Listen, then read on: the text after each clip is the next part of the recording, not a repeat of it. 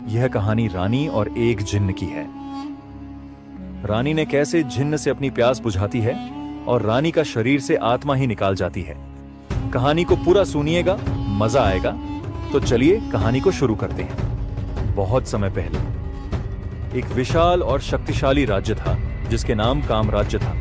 यह राज्य अपनी समृद्धि और भव्यता के लिए प्रसिद्ध था। सोने से जड़े महल, हरियाली से भरे जंगल और सुख संपत्ति से भरा जीवन, यह सब इसे एक परीकथा जैसा बनाते थे। लेकिन इस राज्य की सबसे बड़ी शोभा थी उसकी रानी, रानी समृद्धि। रानी समृद्धि ऐसी सुंदर थी कि उसकी सुंदरता की तुलना स्वर्ग की अप्सराओं से की जाती थी। उसकी चमकती आंखें, सुनहरे बाल और रेशमी त्वचा ने हर किसी का मन मोह लिया था। लेकिन रानी की असली ताकत उसकी बुद्धिमानी और राजनीति में गहरी समझ थी। वह सिर्फ सुंदर नहीं थी, वह अपने विचारों और योजनाओं से राज्य की शक्ति को बढ़ाने में राजा आदित्य की मदद करती थी। लेकिन रानी समृद्धि की जिंदगी उतनी खुशहाल नहीं थी जितनी वह बाहर से दिखती थी। राजा आदित्य एक मेहनती और न्यायप्रिय शासक था, लेकिन वह अपने राज्य की जिम्मेदारियों में इतना व्यस्त था कि अपनी पत्नी को समय नहीं दे पाता था। रानी के जीवन में एक अजीब सा खालीपन था। महल के अंदर भले ही हर विलासिता मौजूद थी, लेकिन रानी को वह सच्चा सुख नहीं मिलता था जिसकी उसे तलाश थी। उसकी रातें अकेली और ख्वाहिशों से भरी रहती थीं। वह अपने मन में अनगिनत इच्छाएं पालती थी, लेकिन वे कभी पूरी नहीं हो पाती थीं। महल की दीवारों के भीतर कुछ ऐसा था जो बाहर की दुनिया नहीं जानती थी। हर रात रानी अपनी खिड़की से बाहर अंधेरे आसमान को देखती और अपने जीवन की अधूरी ख्वाहिशों को सोचती। महल के नौकर चाकर भी उसकी आंखों में छिपे दर्द को समझते थे, लेकिन कोई भी कुछ कहने की हिम्मत नहीं करता था। रानी का अकेलापन धीरे धीरे बढ़ता जा रहा था। उसे ऐसा लगता था जैसे उसकी आत्मा कहीं खो गई हो। उसे अपने अंदर एक अजीब सी बेचैनी महसूस होती थी जिसे वह समझ नहीं पाती थी। एक दिन रानी ने फैसला किया कि वह महल से बाहर निकले। वह अपनी बहन राजकुमारी नैना के साथ जंगल की सैर पर गई। नैना रानी की एकमात्र दोस्त थी जिसे वह अपना दिल खोलकर सब कुछ बता सकती थी। जंगल की ठंडी हवा और चिड़ियों की मधुर आवाज ने रानी के दिल को थोड़ी राहत दी। लेकिन अचानक उनकी नजर एक बूढ़े साधु पर पड़ी जो पेड़ के नीचे ध्यान में बैठा था। साधु की उपस्थिति रहस्यमय थी। रानी ने साधु से पूछा, हे साधु, तुम कौन हो और इस सुनसान जंगल में क्या कर रहे हो? साधु ने अपनी आंखें खोली और धीमे स्वर में कहा, हे रानी, मैं यहां नहीं बल्कि तुम्हारे भीतर की बेचैनी को देखने आया हूं। तुम्हारी आंखें जो कहती हैं वह तुम्हारा दिल नहीं समझ पाता। रानी समृद्धि साधु के शब्दों से अचंभित थी। वह ठिठक कर खड़ी हो गई और उसकी बहन नैना भी घबराई हुई थी। तुम मेरे दिल के बारे में इतना सब कैसे जानते हो? रानी ने संदेह से पूछा। साधु ने धीरे से मुस्कुराते हुए कहा, मैं साधारण इंसान नहीं हूं। मैं उन आत्माओं की आवाज सुन सकता हूं जो अधूरी इच्छाओं में बंधी रहती है। तुम्हारे मन की पीड़ा मुझे साफ दिखाई देती है। तुम जो चाहती हो वह तुम्हें कभी नहीं मिला और अब तुम उससे दूर भागने के लिए तैयार हो। रानी को यह सुनकर लगा कि साधु उसकी आत्मा के भीतर झांक रहा है। उसने अपने अभिमान को छिपाते हुए कहा, अगर तुम सब कुछ जानते हो तो बताओ कि मेरी इस बेचैनी का हल क्या है? साधु ने अपनी झोली से एक चमकीला चिराग निकाला। यह चिराग पुराना लग रहा था, लेकिन उसकी सतह पर अजीब सी चमक थी, जैसे वह किसी रहस्य को छुपा रहा हो। यह जादुई चिराग है, साधु ने कहा। यह तुम्हारी हर ख्वाहिश पूरी करेगा, लेकिन ध्यान रहे, हर ख्वाहिश की एक कीमत है। इसे इस्तेमाल करना आसान है, लेकिन इसका परिणाम समझना मुश्किल। रानी के चेहरे पर जिज्ञासा और लालसा उभर आई। उसने पूछा, यह कीमत क्या है? साधु ने गंभीर स्वर में जवाब दिया, तुम्हारी आत्मा का एक छोटा हिस्सा। हर बार जब तुम एक इच्छा मांगोगी, तुम्हारी आत्मा का एक अंश कम हो जाएगा। जितनी ज्यादा ख्वाहिशें, उतनी ही आत्मा का नुकसान। लेकिन मैं तुम्हें चेतावनी देता हूं रानी, यह चिराग तुम्हें अपनी इच्छाओं का गुलाम बना सकता है।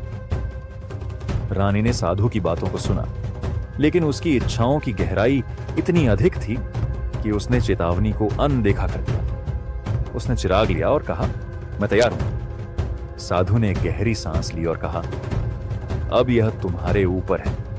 यह चिराग तुम्हें सुख दे सकता है या विनाश। मैं अपना कर्तव्य पूरा कर चुका हूं। रानी समृद्धि महल लौटा। उसने चिराग को अपने कक्ष में रख दिया और रात तक उसे देखती रही। उसकी बहन नैना ने चेतावनी दी, बहन, यह चिराग खतरनाक लग रहा है, तुम्हें इसे इस्तेमाल नहीं करना चाहिए। लेकिन रानी ने उसकी बातों को नजरअंदाज कर दिया। जब पूरी रात हो गई और महल सो गया, रानी ने चिराग को उठाया और उसे हल्के हाथों से रगड़ा। अचानक एक गहरे धुएं का गुब्बार उठा और कमरे में अंधेरा छा गया। धुएं के बीच से एक विशाल जिन्न प्रकट हुआ। उसका शरीर विशाल था और उसकी आवाज गूंजती हुई थी। हे रानी समृद्धि, मैं तुम्हारा सेवक हूं। जिन्न ने कहा, मैं तुम्हारी हर ख्वाहिश पूरी करूंगा, बस मुझे आज्ञा दो। रानी कुछ देर के लिए डर गई, लेकिन फिर उसने खुद को संभाला। उसकी आंखों में एक चमक आ गई। उसने कहा, मुझे खुशियों का एहसास दिलाओ, मुझे वह सब दो जो मैं चाहती हूं। जिन्न ने अपनी शक्तियों का प्रयोग किया। अचानक रानी के कमरे में सुनहरी रोशनी फैल गई। उसने महसूस किया कि उसके भीतर की अधूरी ख्वाहिशें पूरी हो रही हैं। वह एक गहरी तृप्ति में खो गई। लेकिन अगली सुबह जब रानी जागी तो उसे अपने अंदर एक अजीब सी हल्कापन महसूस हुआ।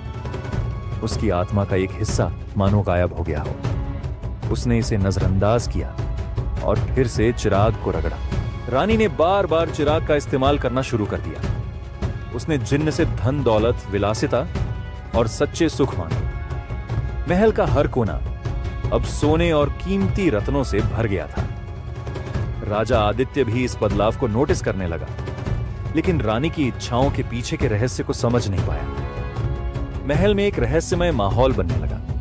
नौकर चाकरों को अजीब आवाजें सुनाई देती। रात को महल के गलियारों में परछाइयां चलती। रानी की इच्छाओं के कारण महल का वातावरण बदलने लगा था। हर ख्वाहिश के साथ रानी के अंदर का खालीपन बढ़ता गया।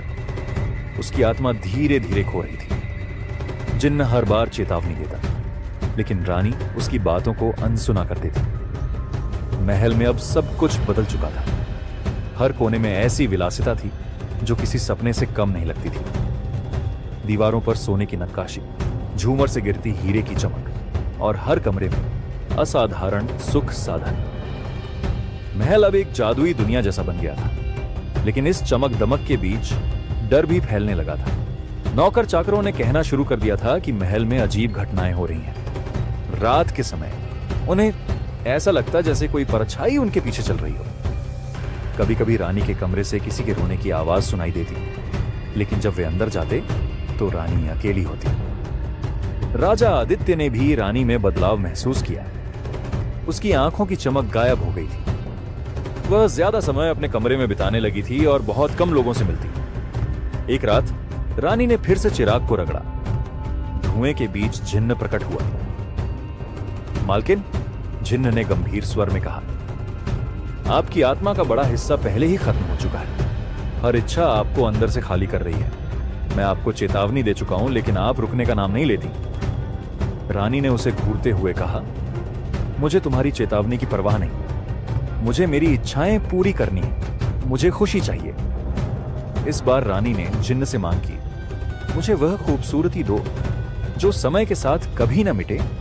मैं हमेशा जवान और सुंदर रहना चाहती हूं। जिन्न ने एक गहरी सांस ली और कहा, तुम्हारी ख्वाहिश पूरी होगी, लेकिन इसकी कीमत बहुत भारी होगी। जिन्न ने अपनी शक्तियों का इस्तेमाल किया। रानी की सुंदरता और बढ़ गई। वह अब और भी आकर्षक लगने लगी, लेकिन इस ख्वाहिश ने उसकी आत्मा का एक बड़ा हिस्सा छीन लिया। रानी को भी अपने अंदर एक बदलाव महसूस होने लगा। उसे लगता जैसे उसकी इच्छाओं के बावजूद वह अंदर से खाली होती जा रही है।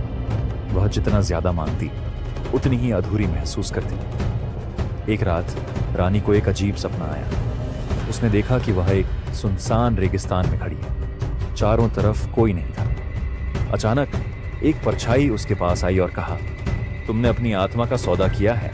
अब तुम अकेली हो। तुम्हारी इच्छाएं तुम्हें खत्म कर देंगी। रानी घबरा कर उठ गई। उसे पसीना आ रहा था, लेकिन उसने इसे केवल एक सपना समझा। कुछ समय बाद रानी को यह महसूस होने लगा कि उसकी खूबसूरती और विलासिता भी उसे खुशी नहीं दे पा रही। उसे डर था कि समय के साथ उसकी खूबसूरती मिट जाएगी और वह अकेली रह जाएगी। उसने जिन्न को फिर से बुलाया। मुझे अमृतत्व चाहिए, उसने कहा। मैं हमेशा के लिए जवान और अमर रहना चाहती हूं। मैं कभी ना मरूं और हमेशा दुनिया पर राज करूं। जिन्न ने एक पल के लिए चुप्पी साध ली। फिर उसने कहा, यह आखिरी ख्वाहिश आपकी आत्मा का बचा हुआ हिस्सा भी खत्म कर देगी।